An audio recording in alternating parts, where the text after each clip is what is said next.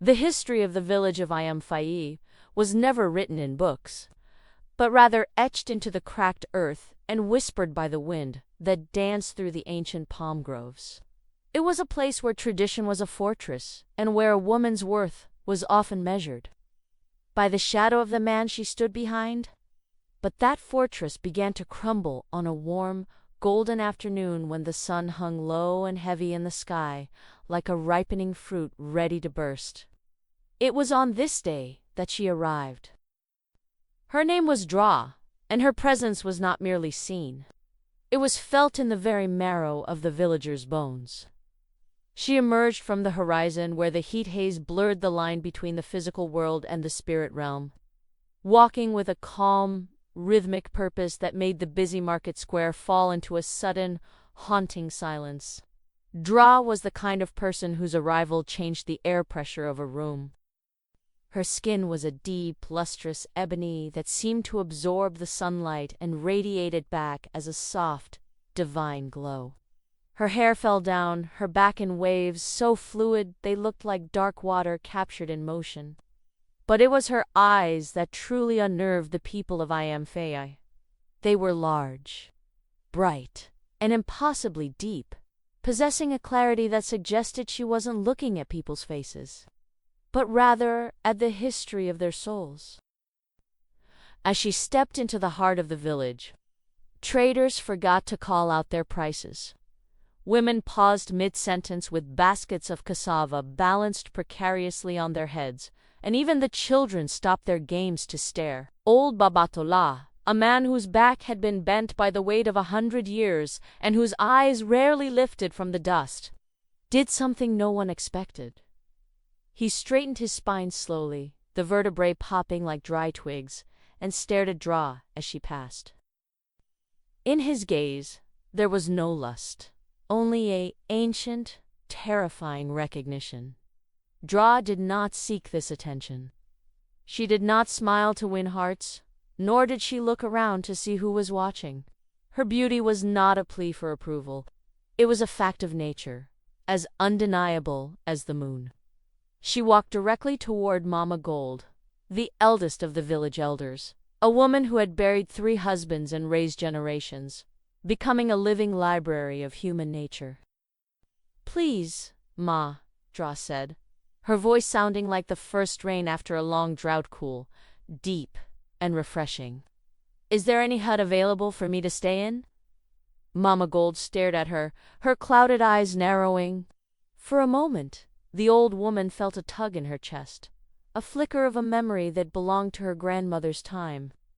She felt a sudden, inexplicable urge to tell this girl to run and never look back. Instead, she pointed her walking stick toward the edge of the village. "There is an empty hut near the palm grove," she replied. Dra thanked her with a respectful bow and moved away. But as Mama Gold watched her go, a frown deepened the wrinkles on her face. Caution had become her second nature, and she knew that in a place like Ayam Fei, extreme beauty was often followed by extreme sorrow. Before we dive deeper into how this arrival set a catastrophic chain of events in motion, I want to take a moment to acknowledge you, our global family. It is truly remarkable how the English language serves as a bridge, allowing these ancient African tales to resonate in every corner of the world. Whether you are listening from the vibrant streets of London, the vast landscapes of America, the historic cities of Germany, or right here in the motherland, Africa, your presence here matters. I am curious to know, where are you watching from today? Please, let me know in the comments below. It helps us feel connected across the oceans. Now, let us return to the shadows growing in Ayam Fei. Dra settled into her hut, cleaning the dust of years with her own hands. But the peace did not last. Within days, the men of the village became like moths, drawn to a flame they didn't realize could burn them. They came with gifts of fresh fish, expensive fabrics, and promises of protection. But to every man, whether a humble fisherman or a wealthy trader, Dra gave the same answer: "I am not interested. I do not want any man to touch me or come to me in that way." This refusal was unheard of. In their world, a woman without a man was a puzzle that needed to be solved or a rebellion that needed to be crushed. The tension reached a boiling point when Cool, a powerful and arrogant man, was rejected in front of the entire market. Humiliated, he incited the crowd. "She thinks she is a goddess," he bellowed. "She needs to be reminded she is just flesh and bone." In a sudden outburst of mob cruelty, fueled by the jealousy of women who felt overshadowed, they surrounded her. They pushed her to the ground near the feet of a stray dog. "If you are too proud to drink with men," Cole sneered, pointing to the dog's filthy wooden bowl, "then drink with your own kind." Under the pressure of a dozen hands, they forced her face down. Dra did not scream. She did not fight. She drank from the dog's bowl as the village cheered. But when she finally looked up, her eyes were no longer those of a girl. They were the eyes of a storm that was about to swallow Ayam Fei whole. The public humiliation of Dra at the market square did not quench the fire of resentment in Ayam Fei. Instead, it acted like oil thrown onto a smoldering coal. While the villagers whispered about her shame, Dra returned to her hut with a silence so profound it felt like the calm before a hurricane. She did not weep, nor did she pack her bags to flee under the cover of night. This unshakable dignity was an affront to the men who had sought to break her. They wanted to see her spirits shattered, but she walked through the village with her head held high, her eyes reflecting a cold, distant light that made even the bravest hunters look away in fear. Among those watching from the shadows was Prince Deji, the heir to the throne. A man who believed that everything in the world, from the land to the hearts of women, was a commodity to be owned. Prince Deji was not used to the word no. He was a man of immense presence. His skin polished with expensive oils and his neck adorned with coral beads that signified his royal blood. To him, Dra was the ultimate challenge. He didn't desire her for companionship. He desired her as a trophy to prove his dominance over the mysterious and the untouchable. One evening, as the sky turned a bruised purple, the prince made his move. He arrived at Dra's hut, not with the crude force of the villagers, but with a terrifying, calculated charm. He brought with him ivory carvings and gold-threaded cloth, laying them at her feet like an altar. "I can make you the greatest woman in this kingdom," he promised, his voice dripping with the arrogance of power. "I can wipe away the stain of that dog's bowl and place you on a throne of silk."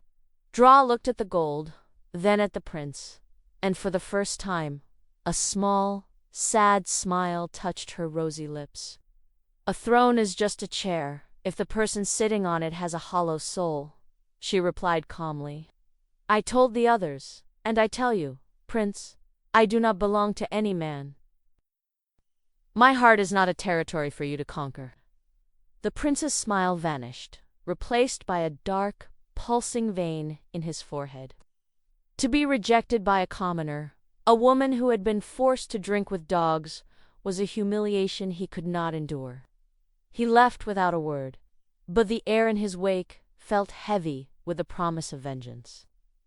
He did not notice that he was being watched by Funk, the village girl who had spent every day by Dra's side, pretending to be her only friend.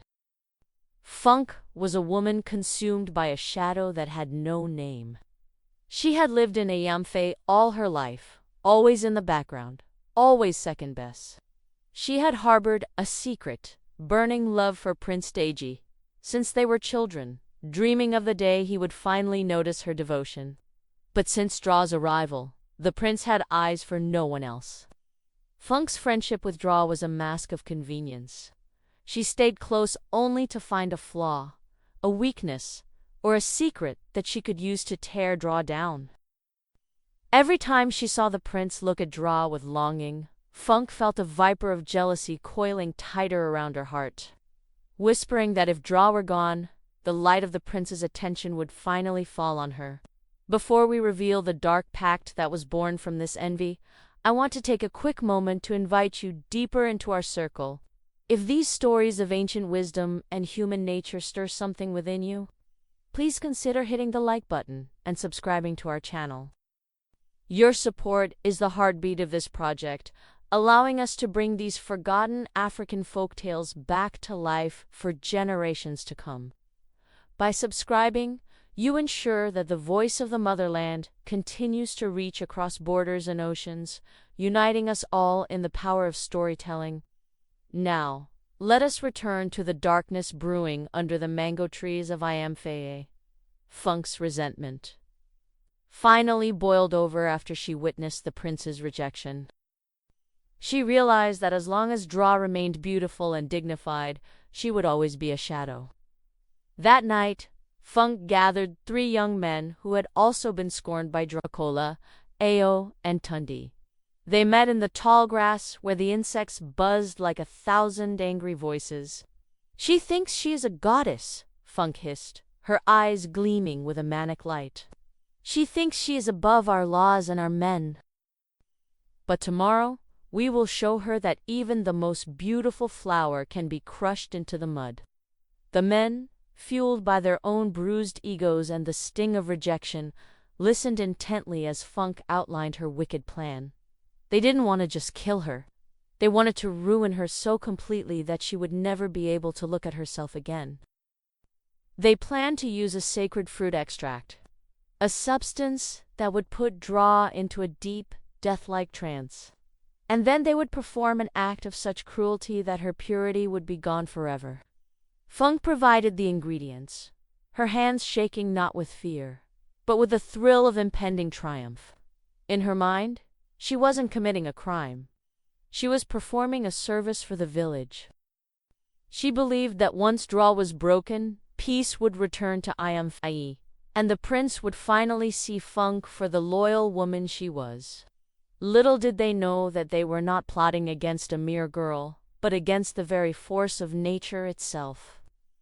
The air in Ayam Fei that night was thick enough to choke the fireflies. A strange, suffocating heat had settled over the village, and even the usual nocturnal chorus of crickets had fallen into a terrified silence. In the shadows, near the edge of the palm grove, 4 figures moved with the stealth of predators. Funk led the way, her fingers clutching a small, ornate calabash filled with a sweet, fragrant liquid. To any unsuspecting eye, it was a gesture of reconciliation, peaceful drink to end the day. But deep within the juice was the essence of the night sleeper root, a potent sedative that could put an elephant to sleep. Funk's heart hammered against her ribs, not with the rhythm of guilt, but with the frantic pulse of anticipation. She reached the door of Dra's hut and knocked with a softness that betrayed her murderous intent. Dra opened the door almost immediately. She stood there, framed by the moonlight, looking more like a spirit than a woman. Her eyes searched Funk's face for a long, agonizing moment, a look of profound sadness flickering across her features. It was as if she knew exactly what was inside the cup, yet she was waiting to see if Funk would actually go through with it. "I brought you a gift, my friend," Funk whispered, her voice trembling slightly. "A drink to wash away the bitterness of the market square. Let us forget the past." Dra looked at the cup and then back at Funk, with a sigh that sounded like the wind dying in the trees. She took the calabash and drank it all. Within minutes, the world began to tilt. Dra's legs gave way, and she collapsed onto the dirt floor, her eyes closing into a forced, heavy sleep. Funk didn't waste a second. She signaled to the 3 men hiding in the tall grass. Kola, Ayo, and Tundi rushed into the hut, their faces twisted with a dark, predatory glee. They looked down at the helpless woman, their egos demanding the total destruction of her dignity. "The untouched woman," Kola sneered, reaching down with a rough hand. "Let's see how proud she remains by sunrise." But the moment his fingers brushed against Dra's skin, the atmosphere in the hut changed. The temperature dropped so sharply that their breath turned into mist. A low hum began to vibrate from the very ground beneath them. growing louder until it sounded like 1,000 voices chanting from underwater. Suddenly, an explosion of light shattered the darkness. It was not the yellow light of a flame, but a fierce, blinding white radiance that poured from Draw's body like the breaking of 1,000 dawns. The conspirators screamed, shielding their eyes as they were thrown back against the walls of the hut by an invisible, tidal wave of energy. Outside, the villagers of Ayam Fei woke in terror as the hut became a lighthouse of divine fury, the light cutting through the thatch roofs and illuminating the entire village. Inside, Draw was no longer lying on the floor. She was rising, her body levitating in the center of the room, her mortal wrapper falling away to reveal a form made of shimmering, liquid silver. Her hair had transformed into cascading waterfalls of light, and where her human eyes had been, there were now 2 brilliant orbs of celestial fire. She was no longer a girl named Dra. She was the manifestation of the river goddess, an ancient force that had been sent to test the heart of Ayam Fei. As she hung in the air, the 3 men in funk lay paralyzed on the floor, their throats constricted by a fear so intense it felt like drowning. The spirit's voice didn't come from her lips. It resonated from the air itself, a sound like a rushing river crashing against the rocks. "Foolish mortals," the spirit thundered, the vibrations shaking the very foundations of the village. "You have mistaken my mercy for weakness, and my patience for an invitation to evil." The spirit's gaze pierced through them, looking back through the centuries. "I did not come to you as a stranger," the entity continued. "I came as your final chance at redemption. Long ago, in this very village, your ancestors committed a crime that stained the water and the soil. You remember the name of BC, the girl who was cast into the depths because she dared to be free. The goddess watched that day, and she waited. She waited to see if the seeds of that cruelty had died, or if they had merely grown into taller weeds." The spirit leaned closer to the terrified group on the floor. "You 4 are not just villagers. You are the direct blood of those who pushed BC into her grave. You have repeated history, and in doing so, you have sealed the fate of everyone you love." Outside the hut, the villagers had gathered, falling to their knees as they heard the divine judgment echoing through the night. The spirit of Draw drifted through the door, her presence so immense that the trees bowed in her wake. She looked upon the crowd with eyes that held the weight of an ocean. "Because you allowed the innocent to be mocked, and because you cheered for the humiliation of the sacred Ayam Fei shall now know the true meaning of thirst. The land will reflect the dryness of your hearts, and the water will reflect the bitterness of your souls." With a final, blinding flash, the spirit vanished, leaving the village in a darkness more terrifying than any they had ever known. The morning that followed the spirit's departure did not bring the usual relief of the dawn. Instead, the sun rose as a hostile, bloated sphere of fire, casting a sickly orange hue over Ayam Fei. There was no dew on the grass, no moisture in the air, and the birds that usually heralded the day were nowhere to be found. The silence was absolute, broken only by the sound of the earth beginning to moan. As the villagers stepped out of their huts, they were met with a sight that froze the blood in their veins. The lush greenery that surrounded the village had turned into brittle, gray skeletons overnight. The yam fields, which had been the lifeblood of their survival, were now nothing but patches of cracked, scorched dirt where the crops had literally evaporated into ash. But the greatest horror awaited them at the riverbank. The Grand River, the mother of their ancestors, had retreated as if in disgust. Where the deep, flowing water used to be, there was now only a jagged scar of dry mud splitting open like a series of thirsty mouths. A few stagnant pools remained, but the water within them had turned into a thick, oily black liquid that smelled of rot and rusted metal. A brave young man, desperate to save his family, dipped a wooden cup into the dark sludge and took a sip. Before he could even swallow, his throat constricted, and he fell to the ground, gasping for air as his skin turned a bruised, sickly purple. The message was clear. The water was no longer for them. The life-giver had become the executioner. As the days turned into weeks, the physical decay of Ayam Fei was mirrored by the psychological collapse of its people. Hunger became a constant, gnawing companion, but thirst was the true master of their suffering. Lips began to crack and bleed. Voices became raspy whispers. Neighboring villages, hearing rumors of the divine curse, barricaded their roads and refused to share even a drop of water. They feared that the thirst of the spirit was contagious. Within Ayam Fei, the initial fear of the goddess turned into a rabid, desperate search for someone to blame. And their eyes, hollowed by dehydration, turned toward Funkola Io and Tundi. The four conspirators were now living a nightmare far worse than death. They were no longer the bold men of the market or the cunning friend of the newcomer. They were pariahs, ghosts haunting the ruins of their own making. Every time Funk walked out of her hut, mothers would hold their crying, thirsty children toward her, their eyes filled with a silent, murderous accusation. "It was you," the village elders whispered as they gathered beneath a dying mango tree.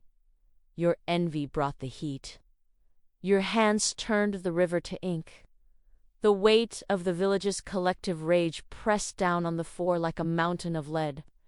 They couldn't sleep, for whenever they closed their eyes, they saw the blinding white light of Draw and felt the cold, watery hands of BC pulling them toward the abyss. Mama Gold, now a shadow of her former self, called for a final meeting of the elders. Her voice, though weak, held the authority of a dying oracle. "The spirit told us the truth," she rasped, her hands shaking as she leaned on her staff. "The blood of the murderers did not die with the old generation. It lives in Funk and her companions. They are the sons and daughters of those who drowned the innocent BC. The goddess is not just punishing a crime of today. She is finally collecting a debt that has been owed for 100 years. The elders looked at the four trembling figures. They realized that the survival of the entire village now depended on the very people they had once admired for their strength. The tension reached a breaking point when the last reserve of stored water in the village's secret cistern turned to dust. There was no more time for debate. The village's survival was balanced on a razor's edge. If the conspirators did not act, Ayam Fei would become a graveyard by the next full moon. The villagers began to gather outside the huts of the four, not with stones this time, but with a terrifying, rhythmic chanting. They were calling for the river's ransom. They demanded that those whose ancestors stole a life now give their own to buy back the rain. Funk looked at her hands, the same hands that had offered the poisoned cup, and realized that her beauty, her jealousy, and her dreams of the prince meant nothing in a land where even the air had turned to fire. The path to the riverbank was the only one left to walk. The air in Ayam Fei had become so dry that it felt like breathing needles. The once vibrant heart of the village was now a ghost town of dust and despair. Under the scorching glare of a relentless sun, the collective will of the people had finally crystallized into a single, terrifying demand. Funk, Kola, Io, and Tundi stood at the center of the village square, surrounded by hollow-eyed neighbors who no longer looked like friends, but like judges. There was no more room for lies, no more space for pride. The weight of their ancestral blood and their own recent cruelty had become an unbearable burden. Prince Deji, once so arrogant in his royal beads, stood far back in the shadows of the palace, his power revealed to be a fragile illusion in the face of divine wrath. He did not step forward to save them. He, too, was waiting for the sacrifice that would bring the water back to his parched throat. Funk looked at the three men who had been her partners in malice. They were broken shells, their skin ashen, and their spirits extinguished by the haunting visions of the girl BC. "We cannot hide from the water anymore," Tundi whispered, his voice sounding like dry leaves skittering over stone. "The river knows our names. It has always known our names." With a slow, solemn movement, the four of them began to walk toward the jagged, dry scar that was once the great river. The entire village followed in a funeral-like procession. A sea of silent, suffering humanity moving toward the edge of the world. They reached the bank where the black, oily sludge remained as a reminder of their corruption. As they stood at the water's edge, a sudden wind began to howl, though the sky remained a burning blue. The spirit of Dra did not manifest in a physical form this time, but her presence was everywhere in the heat of the wind, in the vibration of the earth, and in the sudden, rhythmic pulsing of the dark riverbed. Funk stepped forward first. She looked down at this stagnant, poisonous liquid and saw her own reflection, but it was not her face she saw. It was the face of the woman she could have been if she had chosen love over envy. She realized that by trying to destroy Dra, she had only destroyed herself. "Take the debt!" Funk cried out, her voice finally finding its strength. "Take the blood that began this drought, and let my people drink again." One by one, they stepped into the black water. They did not struggle, they did not scream. As the dark liquid touched their skin, it did not kill them with poison. Instead, it seemed to absorb them, their forms dissolving into the darkness like ink into a well. The moment the last of the four vanished beneath the surface, the earth gave a violent, bone-shaking shudder. A thunderclap, louder than any the villagers had ever heard, split the sky apart. Huge, heavy drops of rain began to fall, not the gentle rain of spring, but a fierce, cleansing deluge that felt like the heavens were weeping with relief. The black sludge was instantly washed away by a surge of pure, crystal-clear water that rushed from the mountains, filling the riverbed with a roar of triumph. The villagers fell to their knees, opening their mouths to the sky, their skin drinking in the life-giving moisture. Children laughed and danced in the mud, and the elders wept as they watched the gray skeletal trees begin to sprout green buds in a matter of minutes. The curse was broken, but the memory remained as a permanent scar on the soul of Ayam Fei. They had been saved, but the cost was a generation of guilt and the lives of four of their own. As the rain continued to pour, a single white lily bloomed at the exact spot where Funk had stepped into the water, a sign that even the darkest heart can offer a seed of redemption through sacrifice. As we reach the end of this journey through the shadows and lights of Ayam Fei, let us carry the lesson of Dra and BC in our hearts. This story reminds us that a woman's choice is sacred, that envy is a poison that consumes the vessel that carries it, and that the past is never truly buried until justice is served. Thank you for walking this path with us at African Folktale Nation. Your support, through every like, comment, and subscription, allows these vital voices of our ancestors to echo across the world. Before you go, remember to share this story with someone who needs to hear the truth about respect and the power of the spirit. We are a global family, united by the stories that define us. Until the next moon rises and a new tale begins, stay blessed, stay respectful, and keep the fire of our heritage burning bright. See you in the next story.